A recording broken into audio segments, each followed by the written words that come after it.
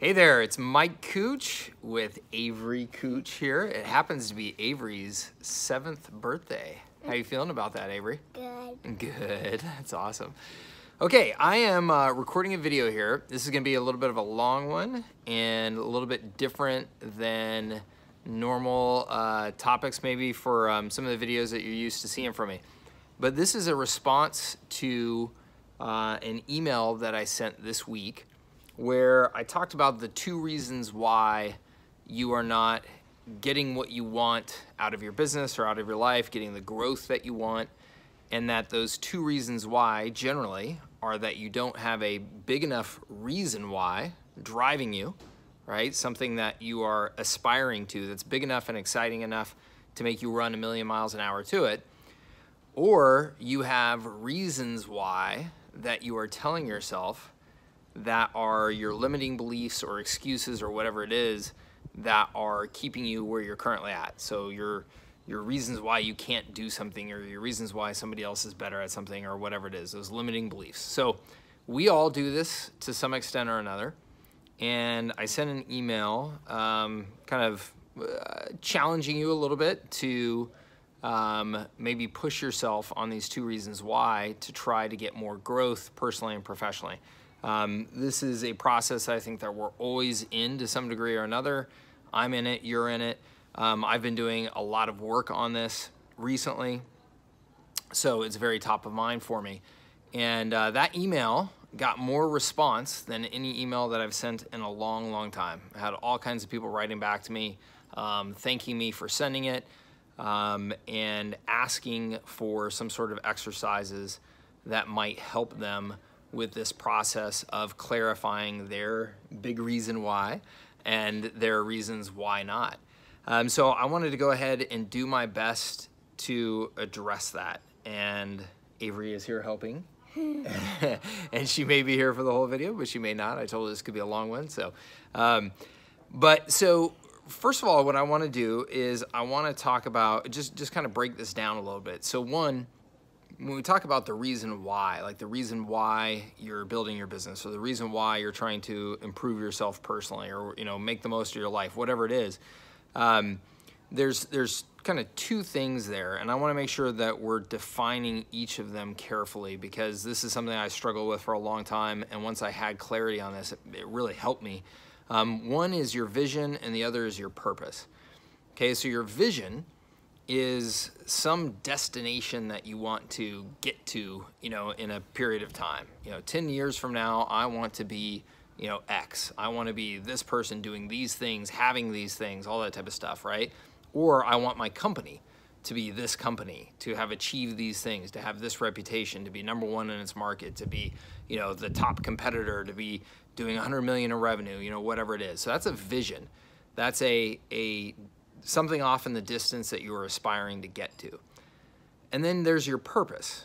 And your purpose is your reason why you want to get there. Your reason why you're doing what you're doing. Your reason why you're willing to put in all that effort and all that hustle to try and achieve this vision that may seem, somewhat impossible, right? It's so big and so far off. So those are 2 separate things, and I think it's really, really important to be clear on the fact that those are 2 separate things, and that they should both be defined, because they are very, very different and they serve different purposes. So I just want to start with that. Now, before we get into some exercises on this, I wanted to say a few things that I've learned over the years in terms of kind of going through the exercises. First is that this is hard work. Okay, at my businesses, this is something that we did as a team every single year. We'd go up, literally up in the mountains. I call it going to the mountaintop, but that was literally what we did for 3 days at a time with my executive team. This is something that I still do personally every year, is I go to the mountaintop personally. Sometimes it's literally in a mountaintop, sometimes it's going to the beach, sometimes it's just whatever, just getting, some distance from things. It's hard work. It takes a lot of work. This is not something that necessarily just comes to you easily.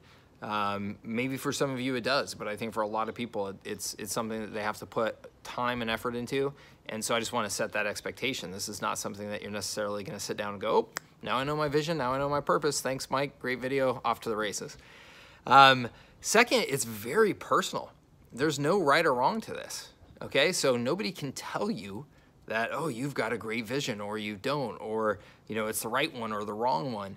Whatever it is for you is the right one if it is driving you and getting the best out of you.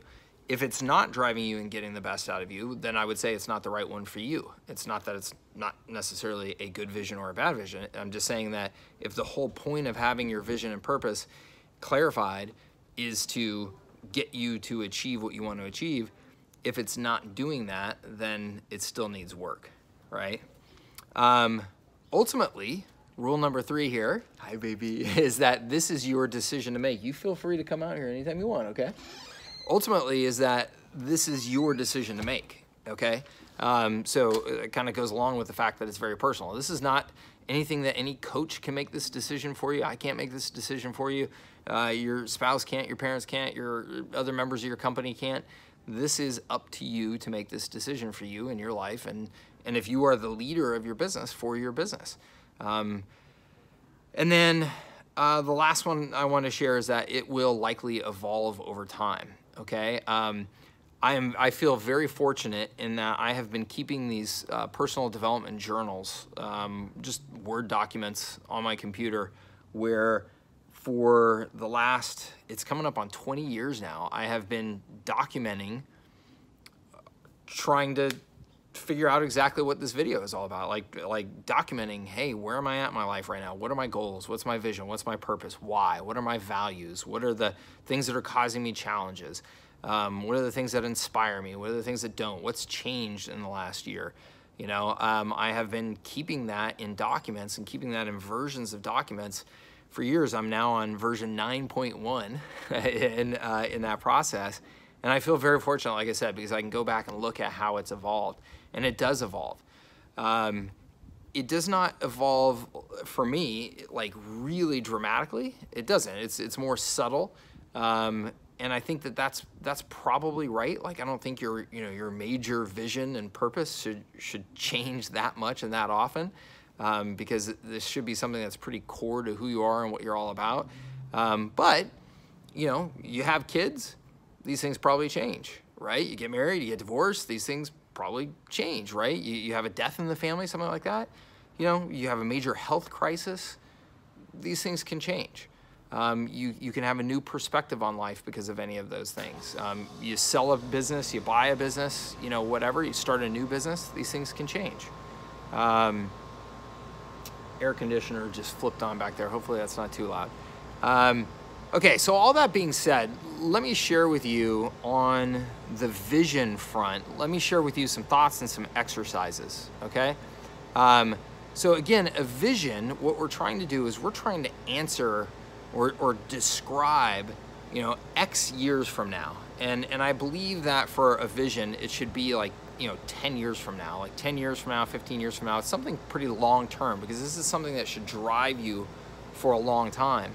But essentially what you're trying to do is to describe very clearly where is it that you want to be in that time frame. And so when I say where you want to be, that can mean physically, like where you want to be located. You know, I want to have a home on the beach. I want to have an office in Manhattan. I want to be globetrotting. I want to have offices around the world or homes in multiple places around the world. But it's also things like, you know, what will I be doing? How will I feel? What will I no longer be doing that I have to do now that I don't want to be doing in the future? Who am I with? What is my reputation, or what is our reputation if you're doing this as a company? You know, what will I have? What will our company have? What will we have achieved? So doing this, I think, as an entrepreneur on a personal level and a professional and for your company, I think is very important. I think that those are two separate things. They can be very, very closely related.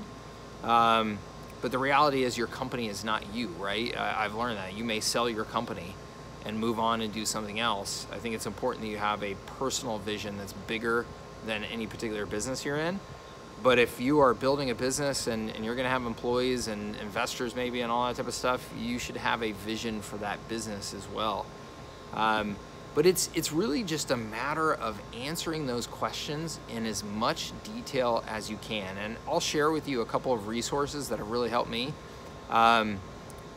It's like I said, just answering those questions and trying to get as clear of a picture as you possibly can. So when I say answer these questions in detail, I mean literally paragraphs and paragraphs. You know, it could be, you know, I want to be a season ticket holder to the LA Lakers, and I want to be, you know, no more than 10 rows up, and I want to go to games and be so close to the players that I can, you know, practically, you know, feel the sweat coming off of them. And I want to see Jack Nicholson down there, who's always at the LA Lakers games courtside, and, you know, like getting really detailed. The more detailed, the better, I've learned, because that activates things in your brain that are powerful. You know, when you have precision, your brain knows what to do. It knows where to go. It's just like, you know, driving a car, right? If you have a general direction, okay, you're going to generally go that way. But if you have something very clear and very specific, then you have a better chance of getting exactly where you want to go. So kind of goal setting 101. So what I recommend that you do, though, is you write this out in real detail. I mean, this can be like a 12-page long document by the time you're done. No kidding. If you do it, answer all those questions, do them in detail, that's the case. And then write it as if you're already there. Write it as if it's the present tense. Write it as if you've already got there, okay? And I'm going to share with you, like I said, some documents that you can see how that's done. Now, what's important about the vision is that this should be something that's really exciting to you. Okay, this should be something that's really inspiring, motivating, something that when you think about that vision and you really connect to that vision, you're like, man, I can't wait to run to that vision. I can't wait to work my ass off to go through any obstacle to achieve that vision. Because it's got to be something that's exciting and motivating to you, and particularly if you have employees at your business and you're doing this for your business, it's got to be something that's exciting and motivating to them, or you're just not going to get the best out of yourself, and you're not going to get the best out of your people. Okay, so it's got to be exciting. This is, you know, Elon Musk. You know, we're going to colonize, you know, Mars, right? Like, that's a big freaking vision, and he's getting the brightest people in the world to come and work for them because they're like, hell yeah, let's colonize Mars, right? Like, how cool would that be? Like, we're literally gonna take life to another planet. That's a dream for kids growing up, right? That they're gonna be able to go to this other planet and colonize this other planet. So he's getting people that really literally wanna change the future coming to work for him. Those are bright, passionate people. So your vision should be something big and exciting to you. Okay, so now let's move on to purpose. Purpose is different. Purpose is why you are doing what you're doing, okay? It's why you're doing it. And this is very, very personal. And this, as opposed to the vision, does not have to be anything exotic or glamorous. I think I made a mistake earlier in my life in thinking that this had to be this dramatic, powerful thing. I want to save the world. I want to, you know, I want to improve humanity, and, you know, and all this type of stuff. It does not have to be that crazy, you know, glamorous. And in fact, that may not be the thing. Like, I think I was initially writing things like that because I felt like that was what I had to do. Like, oh, if I'm going to be somebody worthwhile and important and stuff, I have to, you know, have this grandiose purpose, you know, and it wasn't real for me. Honestly, it just did not actually connect for me personally. So it does not need to be that. And I would suggest that what you do is you consider very carefully that I'm a big Tony Robbins fan. He teaches that there are 6 human needs. Okay, 6 human needs. Certainty, so can I put food on the table, a roof over my house, all that type of stuff. Variety, right? The opposite of certainty, variety. I need uncertainty in my life. I need, you know, to see new things and experience new things, okay? Significance which is I need to be important. I need to stand out. I need to be recognized as an individual. And then the opposite of that is connection and love. Okay, I need to be the opposite of significant. I need to be connected to somebody. I need to feel like I am, with them and a part of them, and they are with me and a part of me. That I'm not alone. So those are the base four, and that everybody has these needs. And those base four, it's kind of like a Maslow's hierarchy of needs type of thing. Like those are the foundation. And then above that is growth and contribution. Okay, the two other human needs, growth and contribution. And that, again, Tony Robbins teaches that those are kind of at the top of the pyramid, that as you've satisfied those more base level needs, that growth and contribution are really where the juice in life comes from.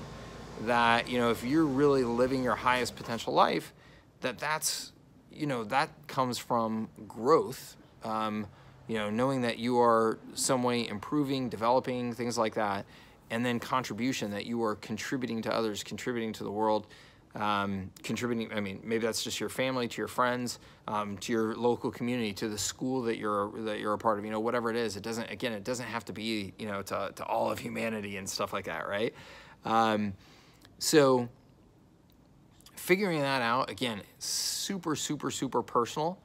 And it's just got to be, what I've experienced for me is it's just got to be that thing that in your gut, hey, this is right for me. This is my purpose, okay? And I'll just share with you mine, kind of a Cliff Notes version of mine. I don't have it written out exactly right here in my notes, but it's generally to inspire others to live their best life by living my best life and being my best version of myself. That's always been what's driven me. And I actually should say that it's not always, I haven't always been that clear about it. When I was younger, it was just about just living my best life, carpe diem, right? I love that phrase and just that philosophy of I'm just gonna suck everything I can out of life. But over time, it evolved to realizing that, well, yeah, but what really gives me juice and makes me feel fulfilled is knowing that by doing that, I've actually impacted somebody else's life. Like that I'm sharing my experience and my journey, and by doing that, that somebody else is inspired to do their best and live their best life. And that's why I do this. That's why I do these videos. This is one of the most fulfilling things I can do, because somebody watching this video, I hope, is gonna go, yeah, I'm gonna work on my vision and my purpose, and then a year from now, I'm gonna hear from them that, Mike, I got clear on that stuff and it's made such a difference. That's the win to me. So since I've had children, that's become particularly meaningful to me. Is that if I'm trying to inspire others, mostly now what I'm trying to do is I'm trying to inspire them. I'm trying to be the absolute best role model that I can be about how to live a good life and a fulfilling life by being an example. And there's part of that also that, to me, I'm not a religious guy, but there's some kind of spiritual thing to it to me of just trying to maximize the gift of life. I mean, I don't think you have to be religious or anything like that to acknowledge that the fact that you're alive on this planet is a miracle, right? That we're alive right now with all the amazing things in our lives, all the incredible gifts that we have and opportunities that we have. It's a freaking miracle, right? I mean, the odds of it, right? That you were born at all, and then that you're born now and living, in this time, in this life with all these incredible opportunities, it's a crazy miracle. And again, I'm not religious, but I feel like if I was not trying to maximize that, if I was not trying to be the best version of myself and live the best version of my life, I've heard a couple of people say now this idea of hell is dying and then meeting the version of you that you could have been, right? This idea that you could meet the person that you could have become if you had lived to your fullest potential, that's hell. And I can absolutely relate to that. I can totally relate to that. And I don't want that to happen. Like, I think, you know, my dad died young, and I feel, you know, I have a very emotional, you know, tie to that. And this idea of one day meeting my dad after I'm dead, you know, like I've died and I've gone to heaven or whatever it is, and one day running into my dad again and him like looking at me and going, dude, you didn't, you know, live your fullest life. You had the opportunity and you didn't do it. Like, that would just be so crushing to me. The idea of that is so crushing to me, that he gave me life and that I didn't take full advantage of it. Like, that's a very like emotional, real thing to me. So there's something just about that, like, you know, you can tell, I mean, just even talking about it, like in my gut right now, in my heart right now, I feel it. Like I don't need anything else. Like, that's it. I want to, for that little baby that you just saw here a few minutes ago, I want to be the very best version of myself, so that as she grows up, she sees it, she believes in herself, she believes in the beauty of life, she believes in going for it, right, and living her dreams, and my other two girls do as well, and hopefully somebody watching this video does as well. Like, that is enough for me. That is fuel to my fire. Whatever it is for you, maybe it's, you know, it's honoring your God, you know, if you're a religious person, maybe it's honoring your parents or just yourself, or it's that you really want to, you know, what really drives you is contributing and helping to other people. Whatever it is, get clear on that, capture it, and that's the ultimate fuel, that when the vision changes, the purpose generally, you know, should stay the same, right? That's kind of your anchor, that's your foundation.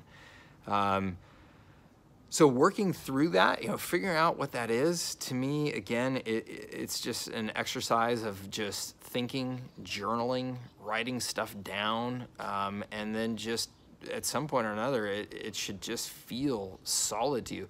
This, to me, actually should not take as long. This to me should be something that's actually relatively just kind of in your nervous system, right? Like, you know, hey, this is what I'm about.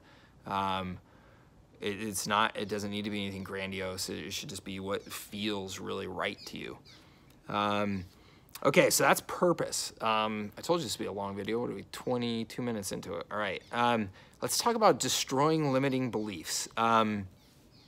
So this one's a really fascinating one to me. So the most important thing I've learned about this is that you should absolutely feel the pain of what your limiting beliefs are costing you. Okay, this idea that we will work harder to avoid pain than we will to gain pleasure, I believe is really, really true. And maybe that's a little bit sad, but I think it's really true, is that if you can really connect to the fact that your limiting beliefs are costing you things that are really important to you, then you will replace those limiting beliefs. You will destroy them. You will crush them, because it will be so painful to you that you will have to do something else to like preserve your sanity. So the trick to that is to understand that these are just stories that you're telling yourself. I mean, there's no reality, so my business doesn't, grow for the quarter, and I didn't hit my goals, and, the guy down the street hit his goals, and blah, blah, blah, and I'm sitting around sucking my thumb and going, I'm a loser, and, so they're just better than me, and blah, blah, blah. We all do crap like that in our heads, right? We all tell ourselves these totally BS stories that, one, probably have no basis in reality, but two, are just not doing you any good. I mean, there's just no point in telling yourself that if you're trying to live your best life and trying to get the most out of yourself. Tell yourself a better story so that you get your butt out of bed and get to work every day, instead of moping around the house going, oh, I'm a loser, blah, blah, blah, right? So if you can lie to yourself on the negative side, or exaggerate, let's just say, if you can exaggerate the fact that, oh, I'm a loser and I screw all these things up, you can exaggerate in the other way as well, right? And so the first thing to do is exaggerate like what this is costing you and get really, really, really emotional about it. The more emotional, the better. Now, I will tell you, so I went to Tony Robbins' event, and he does this masterfully. And I'm going to describe to you what this is like. And for a lot of you, you're going to go, that's total BS, Mike, or you're going to think it's the hokiest thing in the world or whatever. I don't really care. I can tell you that it works, and it's unbelievably powerful. But, you know, you're in an arena with 10,000 people, and Tony Robbins is up on stage, and he goes through this exercise with you to help you destroy your limiting beliefs. What he does is he literally has everybody, 10,000 people, close their eyes, head down, imagining what is the most painful thing you can possibly imagine that's happening because of this limiting belief. Okay? And I mean, literally, he does not let you out of that place. Like, he forces you. I mean, it was this long, exaggerated process. I'm talking like an hour straight of him just asking you repeatedly, you know, what is that costing you? You know, who is that? You know, whose life is that destroying? You know, what is it? You know, blah, blah, blah. I mean, just like over and over and over again, because the point is, he wants you to emotionally connect to it as much as possible.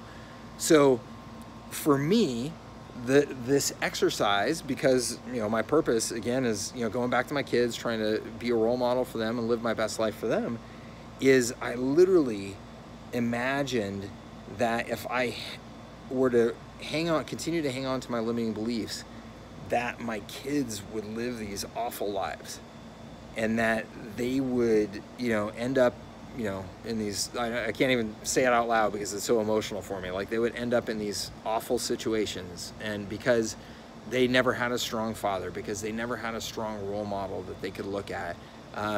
And that was all because of these limiting beliefs that I was too weak to let go of, that I was such a coward that I continued to hang on to them rather than face them and you know, accept better beliefs and operate from better beliefs and really go for it in my life. So I mean, literally, I'm not joking. 10,000 people. There's, you know, let's say 8,000 of them are grown men.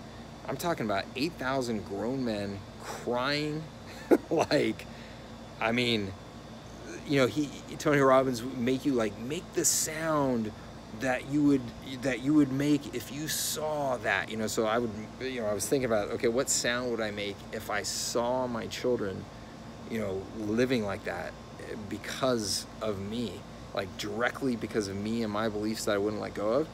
So, you know, you're like moaning and groaning like this awful emotional, you know, I mean, again, it sounds like crazy now, but man, when you're in it and you realize the power of connecting really emotionally, associating these awful outcomes because you're hanging on to these limiting beliefs, it's really powerful. And you know it's really powerful. I mean, you know that the way your brain works is whatever you connect to emotionally, positive or negative, the stronger those emotions, the more impactful that experience is for you, the more you're going to remember it, you know, right? So Tony Robbins knows what he's doing, you know, after 30 plus years or whatever of doing this. He knows that if he can get you really to emotionally connect to the fact that you are hanging on to these limiting beliefs and that they are just literally just stories that you're telling yourself. You know, there's no rule out there that says that, Mike, you can't go grow your business, you can't be a better salesperson, you can't be a better this, you can't be better that, you can't lose weight, you can't get fit. None of that, right? It's all just crap that you're telling yourself. If you can make the pain of that so big, then you can finally break it, because that's what your mind is trained to do, to protect you, is that if something is that dangerous, that threatening, that painful to you, it will figure out a way to get rid of it. So do that. And again, it's a crazy exercise, but you gotta like dig deep in connecting to these things emotionally. So what that means is you can't just go, oh yeah, if I don't, you know, if I don't give up this limiting belief that I'm bad at talking to people, then I'm never gonna improve my sales and grow my business because I can't sell well. Oh man, that would be terrible. You can't do that. Like, you have got to connect whatever that is all the way to whatever is most important with you, and create this totally exaggerated scenario about how whatever that is that's most important to you is going to get ruined and destroyed because you're not willing to give up that limiting belief. And you've got to emotionally connect with it. You've got to sit with it. You've got to try and imagine it. You've got to try and feel it. You've got to try and make it as real as possible so that you do emotionally connect to it. So don't let yourself off the hook with this. Like, really go for it. Really, really go for it. And then what you want to do, you don't want to just, you know, put yourself in that awful place. Then what you want to do is you want to come out of that and come out of that with new empowering beliefs. Again, if you can exaggerate your story this way, you can exaggerate your story this way too. So you want to create something that's an empowering belief, something that gets you fired up, something that makes you feel as strong as you can possibly feel, so that you can then come out of that, replace it with a new empowering belief, and have something that you really connect to emotionally, that you're like, I'm gonna freaking go for it now, right? So if it's, I was, afraid of, I've always been afraid of talking to people or whatever. I'm not good at, talking to people, and I get squeamish, and I don't feel confident, then it's, it's literally the opposite of that is, you're some freaking Superman that, you're so powerful, you're so brave, you're so confident that you have no problem, talking to people because, you're not concerned at all what people think, blah, blah, blah, blah. Like, whatever it is, like, you've got to figure out that new empowering belief for you and how you connect to that emotionally. Again, I'll tell you at the Tony Robbins event, the way that you're doing this is you're essentially kind of creating an alter ego for yourself. And I know a lot of pro athletes do this. Like, a lot of pro athletes, when they step onto the field, they adopt an alter ego. They literally have a name for it. They have a vision of what it looks like. It's bigger muscles, it's jacked up, it's faster, it's got a different name, right? Because they mentally then can go into that alter ego and perform better. And there's actually, I've read all kinds of research about this, and I've listened to all kinds of interviews about this. It's a very real thing, that if we can connect with that alter ego, that's a very powerful thing. So give yourself that and again, in this event, you're literally like, for the men, for me, it was connecting to this, kind of like Viking type of presence, where it was, this strong, brave man that, had a yop. I don't know if you remember Dead Poets Society. Dead Poets Society is one of my favorite movies ever.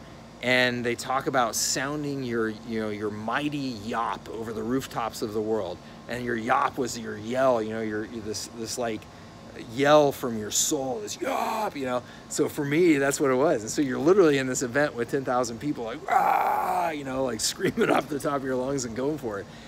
And that's, that is now my new, like, powerful foundation, that if I'm in a bad place, I know I can do that yop, like I can do that yell, and it like just ignites something in me, and it puts me in a totally different place so that I'm ready to conquer whatever it is that's challenging to me. And that's the whole point, right? Is just, how do you put yourself in a better state so that you're more able to conquer the challenges? Because the reality is, the challenges are going to be there, and you're either going to confront them in a mode of being less powerful, right, and less capable because of the crap that you're telling yourself, or you're going to approach them in the state of somebody who's looking to win and believes that they can win, because you're telling yourself better stuff. But that's all it is. It's just stories you're telling yourself. And when you realize that, hey, I can either tell myself crap stories or I can tell myself good stories, they're going to have, an impact either way, and I can choose the impact, I can choose the stories.